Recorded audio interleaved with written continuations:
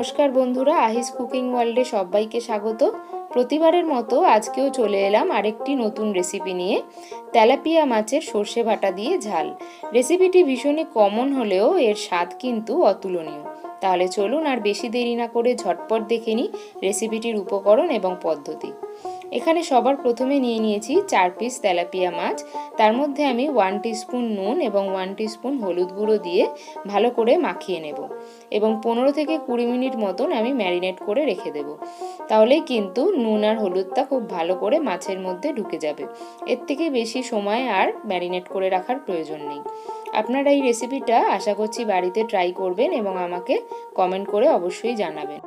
এছাড়া নিয়ে নিয়েছি সর্ষের তেল 4 টেবিল স্পুন, কালো জিরে 1/2 টিস্পুন, নুন দিয়ে দেব স্বাদ মতো, হলুদ গুঁড়ো 1.5 টিস্পুন, হলুদ সর্ষে 1 টেবিল স্পুন, কালো সর্ষে 2 টেবিল স্পুন।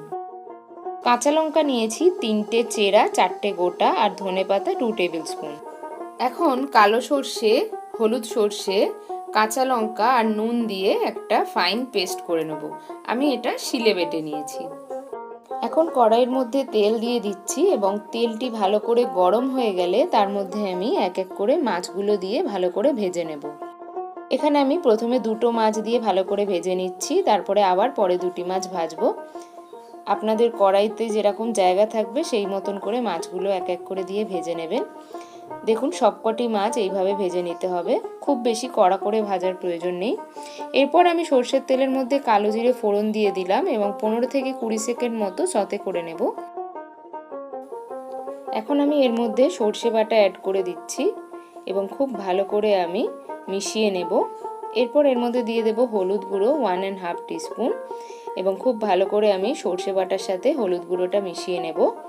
আমি এখানে সর্ষে বাটাটা কিন্তু শিলনোড়ায় বেটেছি, আপনারা চাইলে মিক্সিতেও পেস্ট করতে পারেন। এরপর আমি এর মধ্যে দিয়ে দেব পরিমাণ মতো নুন। নুনটা কিন্তু সর্ষেটা বাটার সময়ও ব্যবহার করেছি, তাই কিন্তু বুঝে শুনে নুনটা এক্ষেত্রে ব্যবহার করতে হবে। এবং যখনই একটুখানি ড্রাই হয়ে যাবে তখন এর মধ্যে অল্প একটুখানি জল দিয়ে আবার একটু কষিয়ে নিতে হবে। 5-7 মিনিট মতন কিন্তু কষিয়ে নিলেই তেলটা বেরোতে শুরু করবে। এখন এইভাবেই কষিয়ে যাব আমি যতক্ষণ না খুব ভালো করে তেলটা বেরিয়ে আসছে। রেসিপিটা আশা করছি আপনাদের ভীষণই ভালো লাগবে।